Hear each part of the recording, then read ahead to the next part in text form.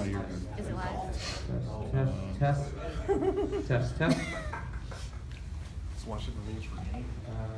Close the door.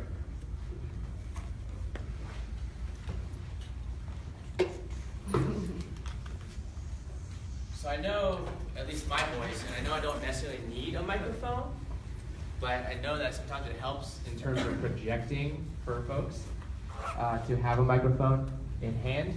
Additionally, we are filming or streaming this live on Facebook Live, and having a microphone and speaker helps. So in case you're wondering why I am yelling and using a microphone at the same time, this is why. So, hello everyone. Welcome to the second Digital Charlotte Meetup. I'm glad you guys can make it. I know that we're all busy and that there's a million other things you could be doing right now, so I'm very appreciative of the fact that you're here tonight. I actually have my notes here, so please excuse me if I'm looking down every once in a while.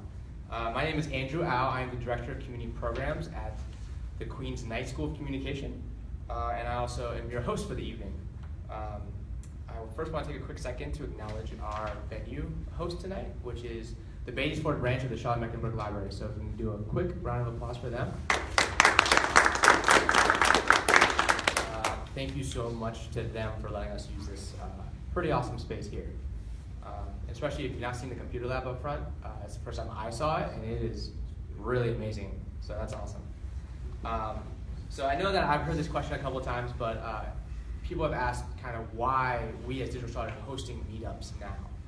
And I kind of want to let everyone know that we're hosting meetups because we want to help support partner organizations grow their capacity to work through digital equity. So these meetups are an opportunity for us to bring together the Charlotte digital inclusion community as well as the tech community and allow them all to grow their networks, their connections, as well as provide some sort of professional development alongside with it. If you don't know about Digital Charlotte, we were started as a project of the Knight School at Queens in 2012, and our website, digitalcharlotte.org, was started a little bit later in March of 2013. Digital Charlotte is and has always been a collaborative project focusing on digital inclusion, advocacy, and training with steering and support by Charlotte organizations that have a focus on digital inclusion. So with that, getting that out of the way, I'd like to introduce you my guests to my left. First off, we have Gurtej Singh. He is the Director of Technology for Hip Hop University. Ben Johnson, the Executive Director of Drive Inc., and Dana Eure, the Associate Director of Lifelong Learning at the Charlotte Mecklenburg Library. So a quick round of applause for them. Awesome. Can everyone hear me? Yes. Assumed as much. I just needed to ask. Awesome. So first question, going right into our discussion part. I gave a quick introduction of yourself, but if you can tell a little bit about your organization and your role with the organization. Okay, first up. Yep. No feedback. Awesome. I'm Gurtej Singh. I'm Technology Director for Hip Hop University, which is a nonprofit organization that uses hip hop culture to educate and empower the community. We do a lot of educational events. We do a lot of community outreach, basically with underserved youth and what we consider the hip hop community. A lot of that comes through to the fact that when we reach out to youth, we understand that a lot of kids may not pay attention to anything that's not sports or hip hop. And so a lot of that comes down to, we're trying to use a medium that they respond to and use it in a way to hook them and then open the book. And so I am leading the diversity in technology and digital inclusion initiatives. I have my own vision with that and how we can kind of execute that under the Hip Hop University umbrella and with that target demographic. So yeah, that's what I do.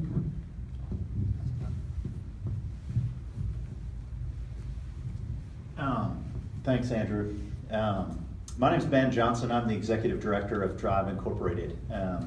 we're a nonprofit here in Charlotte, started in 2013 with the goal of teaching and training in two major areas. One is entrepreneurship and the other is technology, computer technology.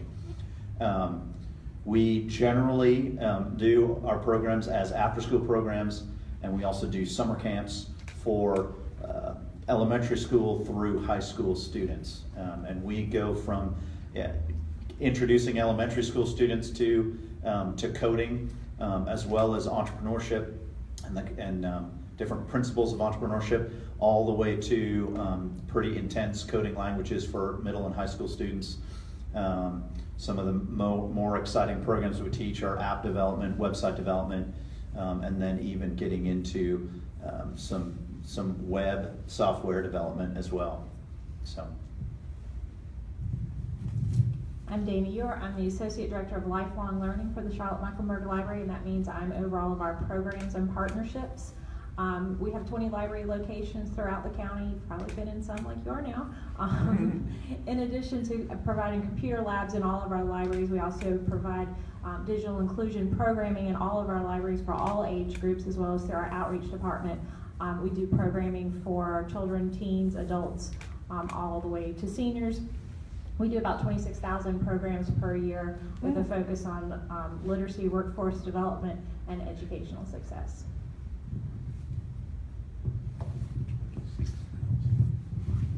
Great. Next question. What is your organizational focus in regards to digital inclusion?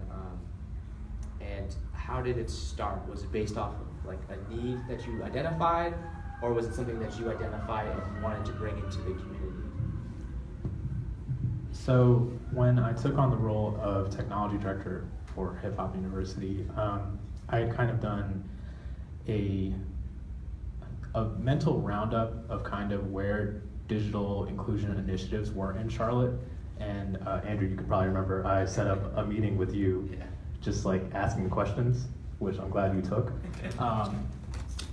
And that's one thing I love about Charlotte, is if you want to reach out to someone, it's not hard to do that. But what I noticed was that with digital inclusion and where we were at in Charlotte, one tremendous problem, I don't have the stats on hand, is that 1 in 5 people in Charlotte's metropolitan area are affected by digital inclusion or lack of? Yeah, about 1 in 5. Yeah. Ridiculous. Completely. But what I also noticed was that programs were mainly focused, and not a bad thing at all, but mainly focused on the basic digital media literacy portion. Definitely one of the biggest issues is just getting people comfortable with computers and how to use them. But one thing I also noticed was that there was kind of a void to be filled in the next step above that, which is once people know how to use a computer, how do you get them from being consumers of technology to being creators with technology? And that, in addition to Hip Hop University's focus on the youth, I feel like brings a unique perspective onto the challenge of digital inclusion, especially in Charlotte. And so that's really the kind of vision and plan, or overall aim. And of course, we do a lot of advocacy for basic digital media literacy. We're partners, especially in a lot of events with CPCC and Digital Charlotte. And a lot of what we do comes down to, relationship building and social capital. We're a small team, and we may not necessarily have great funds in our reserves, and so we do rely heavily on the relationships we build and, just social capital to get things done. And that's kind of where we're going in terms of, how we execute the vision. A lot of it is one-off events like CPCC's Geek Fest. That's happening tomorrow. Hip Hop University has a workshop that we're doing, Art and Science of DJing, that's going on. Super excited about it. These kind of one-off events happen, and then in the meantime, I'm also planning on doing more long-term solutions like Monty Chambers of Jack and Networks is up here. He's our partner in trying to create a summer mentorship program related to STEM and related to underserved youth, trying to get them ready with workforce development and jobs training. So longer term stuff mixed with the short term stuff, and that's kind of the MO of what we're trying to do. Well, the reality for our program was we had a founder who had a vision, who wanted to teach and train young people technology skills for tomorrow. Not just because he has a vested interest in that, but he's got an enormous heart that cares for pouring into and expanding and trying to narrow the technology skills gap. We focus on training and technology. So the digital divide for us is we're trying to help bridge that through the education that we can provide for students. We can prepare them for future careers in computer science.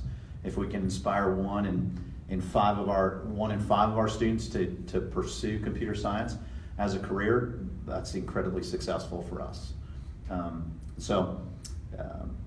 Yeah. So the public library has been doing digital inclusion programming for 25 years or more. The public library is one of those places that that began doing computer classes for primarily adults back in the 90s, because it was the one place that people could go once they were out of school to learn about computers. I know my first classes that I taught in public libraries were on Windows 3.1 and Windows 95, so it's a long time ago. But we do programs, they're generally one-off programs that we do, everything from basic computer skills to advanced Microsoft Word products. We do some coding, but most of our programming is one-off. We do have our digital inclusion programming that we do through our N10 Digital Inclusion Fellow, who's sitting right there. Yeah. And we do a lot of other things with technology, including a makerspace at our main library, some studios with satellite studios with audio and video editing and creating at Imaginon and some of our branch libraries. We just do a big variety, and public libraries have been doing it for a very long time.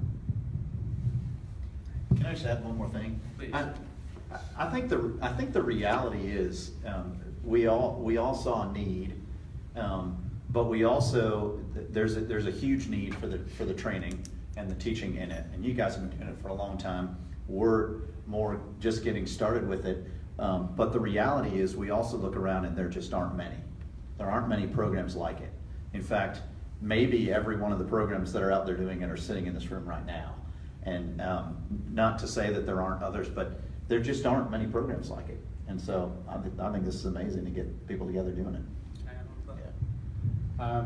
Just to add on to what he said, it's not a variety of program is a great thing, but also I feel like there is a difference in audience.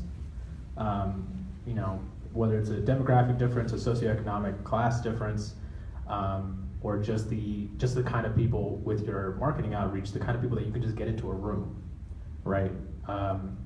And that's something that I'm very cognizant about. And so it's never, all of us, the great thing about working towards digital inclusion and just community outreach in general is that everyone's working towards a shared goal. It's not like business, it's not like a competition for, market space.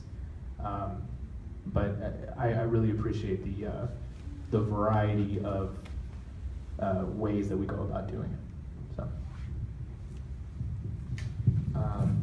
Yeah, I know I'm the moderator, but I'll also interject with some of my thoughts.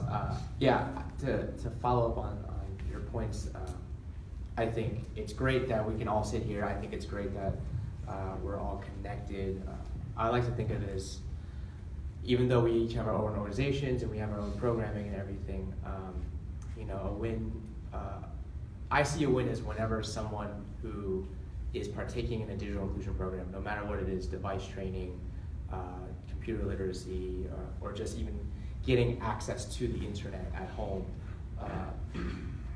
If someone in this room is helping someone and they achieve a goal that they have set in mind, I feel like the collective is the whole team wins, right? Because we all achieve because we're all in support of each other. We're all working towards helping each other grow and do better work for the community. And so when one of us succeeds, we kind of all succeed. I think that's great. Cool. Well, you guys kind of hijacked the mic and took my next question, so I can't really use that now. So, what? What was that question? It's just kind of your what inspires you. What's your motivation? I mean, I can talk more about that. Let's go for it. So yeah, what inspires you to continue or to work in digital inclusion? What motivates you to want to continue to move forward, even when you might come across some roadblocks? So from a broad perspective, my professional background is that of a software engineer. And I'm the son of immigrants. My parents were both from India. And though they were born in the 50s and 60s, the 50s and 60s in India were much more impoverished than a first world country. So one of the great things I got to see growing up with the kind of technology revolution was the kind of reaction you get from someone who was born in a village with no running electricity or water to see, a dial-up modem for the first time, or more recently, Siri working on an Apple Watch. I like using that example because I asked Siri, what the weather was in Australia. She told me. My dad's jaw dropped. He thought it was God for a second. But I believe in the power of technology as this kind of great equalizer. It divides, it bridges all kinds of gaps. Other industries, other disciplines might be able to do that, but I feel like technology is our best shot at doing so, especially across these kind of cultural boundaries, economic boundaries, what have you.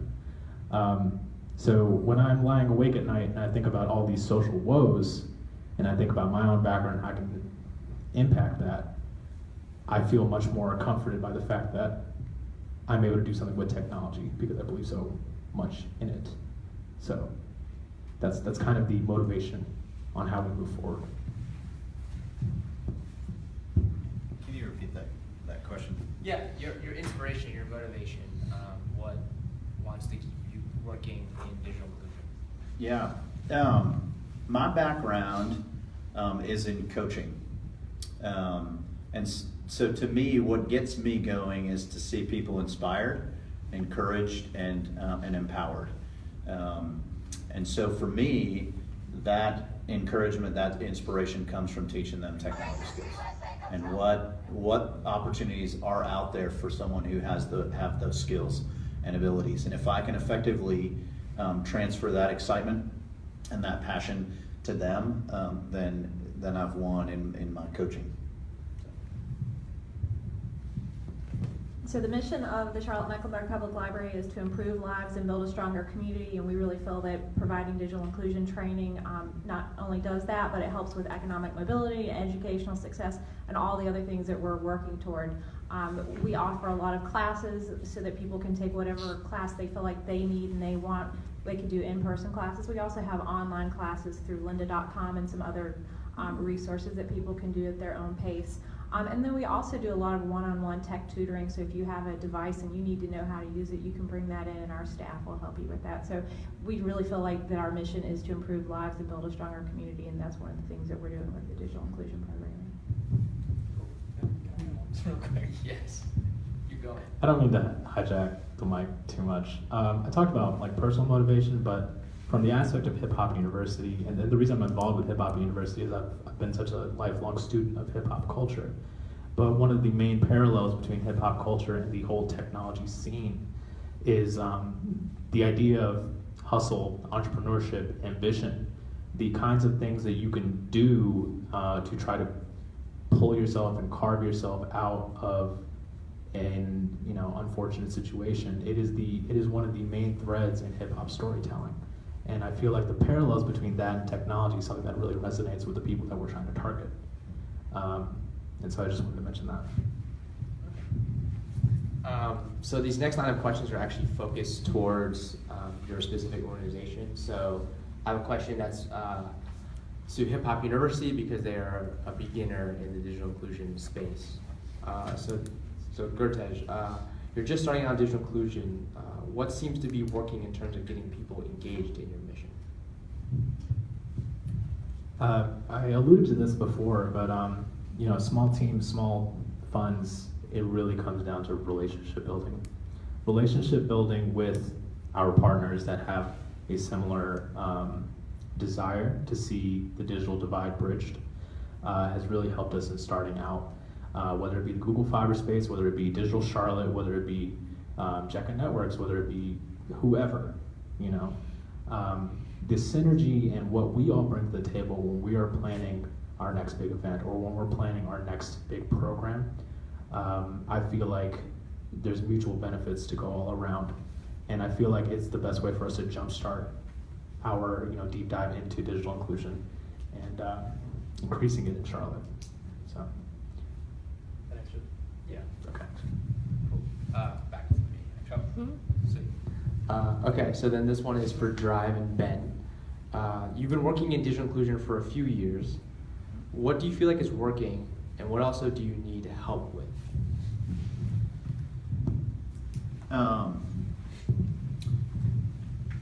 What's working? Well, running our programs in different, we're in various different elementary schools, middle schools, and high schools, as well as partnering with various nonprofits as well. The relationship building with each of those has been key. But what's working in the schools is if I can find the person who's passionate about it but is not equipped to be able to do it. For instance, grabbing a couple of teachers at one of our local high schools, Philip O'Berry Academy of Technology, and those teachers come to me and they say, hey, it would be amazing if these students were better equipped when they came to my classes. And so for me it was, all right, you get students into my program, we'll provide it for them for little to no cost, and we'll teach them and they'll be better prepared for your classes. So finding those people who can help round up the students who want to participate in it has been incredibly effective for us. Instead of going out and beating the pavement for the students who participate, we find the locations that want to help us find those students. Where do we need help? Well, we're growing faster than, and we've got more programs going on than we can teach.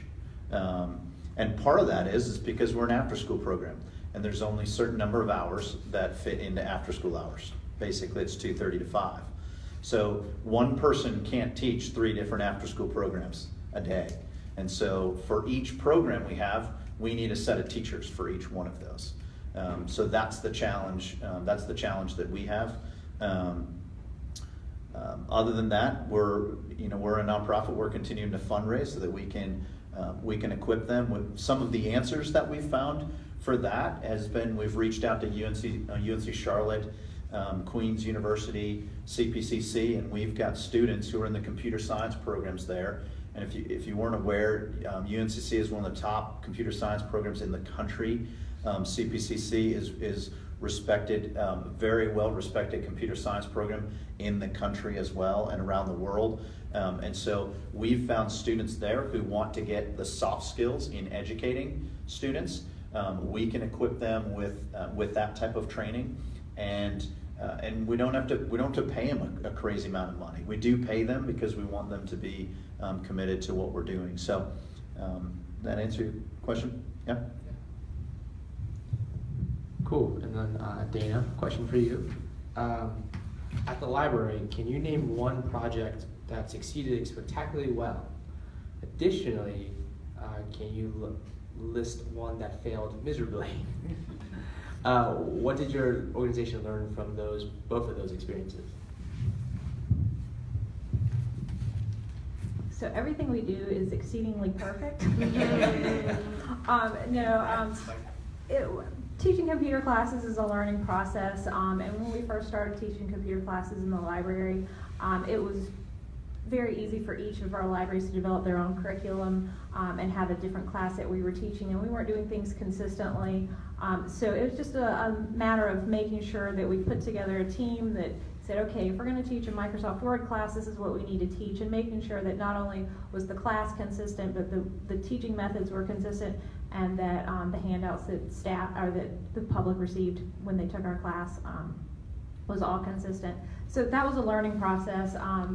Just from the very beginning, trying to figure out how to keep staff one step ahead of the public, because we were all learning at the same time that the public was learning. So I won't say that anything is exceedingly failed, but we're always trying to experiment with things, given our limited resources. One of the things that we've been experimenting with is our makerspace at the main library, and just trying to figure out exactly what the role is of the public library with the makerspace, how to really incorporate all the technology we have there. We have a lot of different things, a lot of 3D printers and a laser cutter, laser etcher, and vinyl cutters, and just a bunch of different things that we're trying to integrate traditional craft and art things together with technology and figuring out the best ways to do that. And that's been a struggle as our staff try to learn how to use the equipment and figure out how to communicate that in the best way to our customers. Has there ever been a moment where you not necessarily gone like 180, but you know, like you were going this way, you felt like, oh, we're going to teach this group of people this specific set of skills, and as you started going through it, you realized, oh wait, this demographic is actually much more suited to learn this set of skills? Not particularly in that way. What we did when we first started, we would do a lot of lab classes where we would teach 10 or 12 people at a time Microsoft Word or something like that. And as time has gone on, we realized that people have different and specialized needs. So we're experiencing more and more people who want one-on-one tutoring. And we do a lot more of that than we do classroom settings now. So we'll have people that come in with their own device, or they come in and they say, I want to be able to do this particular thing with Microsoft Word or on the internet. And so we do a lot more of that. How does one request one-on-one training? If you go to our website, which is cmlibrary.org, and click on the calendar, our library locations will have specific times when you can reserve tech tutoring or one-on-one tutoring. You can also call and see what's available, and a lot of times if it's not busy, the staff will be able to answer your question depending on how in-depth it is if you just stop by. Oh, that's awesome. Nice plug. That's why we're advanced. Okay, and then last question for all of you. What's the one thing you would like to say or to encourage to the digital inclusion community here in this room, but also just out in Charlotte? So one of the things that I keep in mind, especially since we're starting, is kind of the advice of these people that I reached out to in the nonprofit and tech sectors in Charlotte. And that's to keep the big picture in mind. 2016 has been an extremely tumultuous year for Charlotte. From whatever angle you want to look at it, from the protests to HB2 to whatever. There's a lot of community tension, and a lot of that comes down to the lack of social mobility, socioeconomic mobility. And so when I look at my vision for how I want Hip Hop University's digital inclusion efforts to go, I want to use it as a tool to alleviate some of those problems. And the next step is finding out how to execute and do it well so that we can have workforce development, so that we can have better wealth redistribution between different races and socioeconomic classes across Charlotte, so things aren't as nearly divided.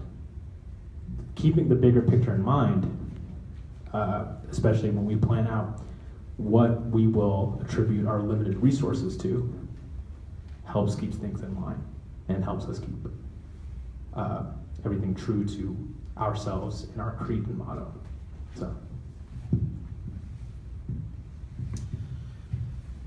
So one thing that I've been learning lately with Drive, and I want to encourage you with these things, is And I'm going to start by just a reminder that ultimately digital inclusion is we're working with people. And ultimately, the desire is to help other people. And we're going to give them, or we're going to provide them with resources, whether that's education or technology itself. Ultimately, we're trying to help people. The really, really important thing, if you're going to try and get something like this going, is understand what the people who you're working with actually need. And to be able to provide, and I think consistently do a needs assessment. When we jumped into doing these programs, there were times where we were providing education to students who did not need this type of education. I'll give you an example of that. We have partnered with a nonprofit that works with refugees, and we offered a website development, teaching them HTML and CSS so they could learn coding to refugee adults. We had a crazy number of students show up, adult students. Many of the refugees work second and third shift so they could come during the day. Well, they came and they were so excited about it. And part of it was they thought they were gonna learn a little bit about computers. And our numbers continue to dwindle and dwindle and dwindle as we continue to teach them HTML and CSS. The reality was they didn't need HTML and CSS. They needed to learn how to type. They needed to learn how to use Gmail. They just needed to be more comfortable on a computer. And once we did the needs assessment for them, we're teaching them. We've got a group of refugee students who are in an ESL program, and we're teaching them, along with their English, we're teaching them computer skills. And I'm teaching them Microsoft Word, and I'm teaching them Gmail. I'm teaching them how to use Google for all of their technology skills. So I even went from Microsoft Word to using Google Docs, because the reality is it's free, and none of them have Microsoft Word products. Sure, I could try and work at trying to get them Microsoft Word or Microsoft 365, but you know what? There's Google Docs, and I could teach them that. So try and figure out what that needs assessment is, and really pour into the technology needs that they have. There are some families and there are some students that I work with, I would love to provide their families with computers. I think that it would be really, really beneficial. I had a principal tell me, you know what? Some of those families that would receive a computer, it would be far beneficial for them. Their needs assessment is take the computer, sell it, and buy food. And that's a realistic needs assessment. And so I just encourage you to think about what's the demographic you're trying to serve, and what technology skills do they really, really need. And that's helped me start to shape and form what my programs will be for which students, in which schools, in which areas of Charlotte. So that's my biggest encouragement for you. Will you repeat the question, please? Sorry. Oh, yeah. What would you like to say or encourage to the people in this room, the digital inclusion community in Charlotte? So I want to echo what they said. You need to know what everyone needs, but you also need to make sure that people understand why the internet and why computers are relevant to them, and how they can use them in their daily lives, because they may not know what they need. They may not know that if they bank online, they can save time and money. They may not know that they can communicate with people across the world on their computers for a lot cheaper than they can on their cell phones. They may not know that their medical information can be, they can have medical appointments online and save time and money and not have to travel all around the city to do things that they could do very simply online. So just make sure that people understand the relevancy. It's not just a fun thing. It's not something that they can go online and look at Facebook. That's one of the aspects, but there are genuinely things on the internet that they can do that are going to improve their lives. Cool. So I did carve out a little bit of time for Q&A. So just to the crowd, to everyone in the audience, if you have any questions, just raise your hand and just kind of speak up.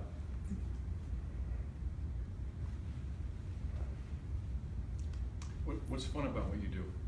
I mean, when you have a really terrific day, what was that like? Okay, so the question is, what is fun about your job? What do you go home and smile about? Well, I'm just thinking about, like I said, tomorrow we have our Geek Fest workshop, and we've spent time and energy coordinating it and, you know, talking to different parties to make sure everything's going well. I mean, that's like one of those one-off events, but then we're also doing the coordinating for summer programs and things like that for next year. It's just really satisfying to know that, you know, what you spent your time and effort on is coming to fruition. And it's one thing to sit on a meeting, a conference call for 4 hours arguing over, you know, what should go into a 100-word grant proposal, and actually executing what that grant proposal is talking about. And to see that, and to see real people get really actually affected by it, is it's a special thing. So I'm thinking of some reactions that I get when I'm teaching my programs. The other day I introduced some of my young male students who have not been super crazy about what they've been doing to another opportunity to learn Python, and they started working on it, and they were successful with a couple different lessons, and just the reaction was, "This is so cool," and just to see them go from there, when really sometimes even I taught them for an entire year last year, and it was like pulling teeth for these two boys. And it's like, oh, you can do this stuff.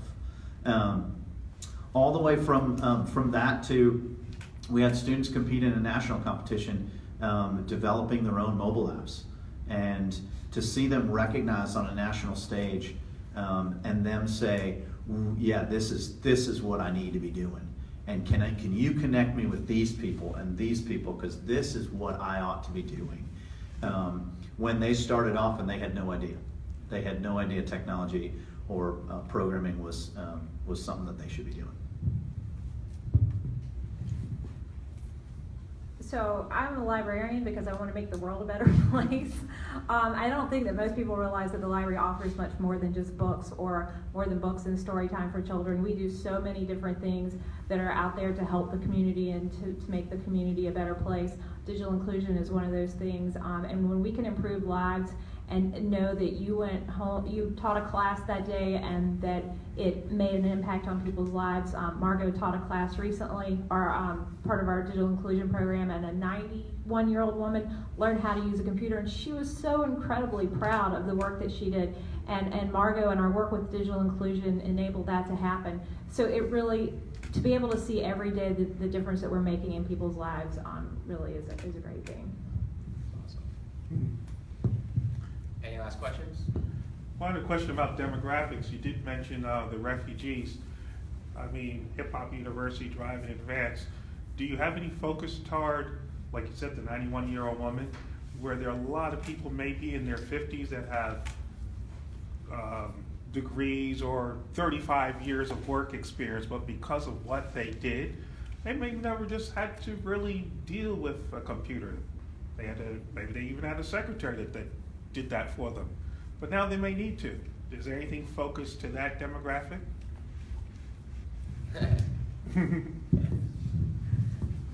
So we do a lot with that demographic. We do a lot of classes that are basic computer skills. So if you haven't had any computer skills at all, you can learn how to turn on the computer, start it up. There are a lot of people who can't do that. There are people I've encountered in the past few years who don't know how to type a capital letter. So we'll do all of that, how to use a mouse, we'll teach you all of that. But then we also have a lot of classes on job skills and job searching. So you want to learn how to use the internet in a productive way because you've changed jobs or your job has been phased out or whatever that might be. We're going to teach you the skills that you want to learn so that you can change jobs or that you can learn more for your current job. So we do a lot that way. And a lot of our one-on-one classes help with that age group because they don't want to be in a classroom setting. They're intimidated. They haven't been in a classroom in 30 years. And this is an opportunity for them to feel free to ask all the questions that they possibly could want to ask in a very safe environment. That was where my question was going to. Like, is it focused on that so they'd be in a group of people? It's like, oh, is that your grandfather back there? So it's like, okay, that's an outreach. And then you look at it, it's like, oh, that is actually for me. Is there any such outreach like that? There is outreach like that. We do a lot of outreach. One of Margot's focuses as our digital inclusion fellow is on the senior population. So she's been working to create partnerships with organizations that serve the senior population. AARP. We do a lot with AARP and VITA and a lot of places like that. But we do focus on senior adults in our calendar online of all of our programs that we do. You can narrow that down by older adults and see the programs that are geared specifically toward that age group. In my experience with working with adults and older adults, especially with the refugees, is that they benefit much more with the one-on-one. And so, but also just maybe to follow up with encouragement, I think for us, what we need to do as an organization is continually remember what we are, what we're great at, and what we're not. And we're not a program for seniors. But what's wonderful is we know that there's a place where we can send them where they're going to get great care and they're going to get great training. We just can't provide that as an organization. One thing I was going to mention was, the Hip Hop University Digital Inclusion Initiatives don't necessarily do focus on the senior population, because when I was doing my little survey kind of where our digital inclusion initiatives were in Charlotte, I saw a good amount of that within the circle of digital inclusion of what was being done in Charlotte. And that's kind of why I wanted to add on to the layer of going past the basics and expanding the demographic target to underserved youth and minorities. So it goes back to what I said earlier about how the variety of our methods really do help the overall goal for the city and the community. Takes a village. Any last questions? So can you all give advice on how to develop these partnerships and steps to take to make these things happen? The question was, do you have any advice on how to create and foster these relationships and partnerships in the digital inclusion community? Talk to people who know people. Like you, Kia. When I started trying to meet some of these people, when I was brand new to this, I literally hit everyone up on Twitter. I messaged them. I said, hey, do you want to grab coffee sometime? And about 80% of them said yes. And I had a one-on-one coffee date with directors of nonprofits and directors of startups, and just to pick their brain on what was going on and to better understand what they were seeing and who their demographic was that they were serving, and where me and our initiatives could fit into all that. So my advice would, use social media and don't be afraid to say hi.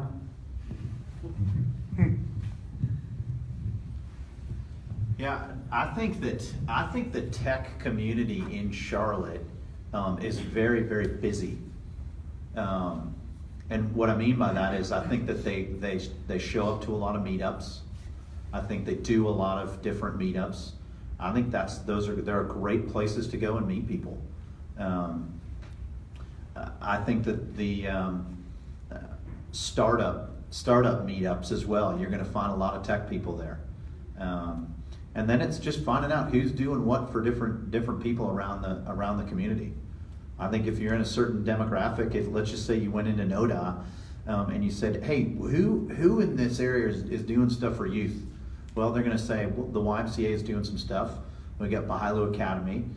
We've got a few other ones. They seem to be doing this, and they seem to be doing this, and just go meet them, because I'll tell you what, most nonprofits that are doing stuff for youth would love to meet other people who are doing stuff for youth. It's not a competition for people, and if it is a competition, you're probably in the wrong line of work. There's so many students who can be served. I think there's so many students from all ages that can be served, and so it's going in and trying to figure out where you can best do that. So talking, that's key. But also know that a partnership means that both parties contribute. So know what you're going to contribute, and know what you want them to contribute. Don't go in and say, this is what I can do. What can you do for me? You need to know what you want. You need to tell them what you want. You need to tell them what you can do for them. That's great. Can I add on one more thing? One more thing I wanted to add on was we have these pockets of like sub-communities in Charlotte. The tech community, the nonprofit community, faith-based communities, and each of them services a different demographic, or is made up of a particular demographic. So the mindset I try to put myself in when I'm reaching out to these people is try to be the bridge between these demographics. The tech community may not be as diverse as the community that needs the digital inclusion initiatives. Well, then be the bridge. And that's something that I keep in mind when I try to partner with people and coordinate some events. Great. Oh, yes. I have to make one shameless plug. My manager, Dana, has done a great job explaining what we do at the library, but anybody who want more information about our digital literacy programs or digital inclusion, go to cmlibrary.org/digital-inclusion. I'm already one step ahead of you. Mm-hmm.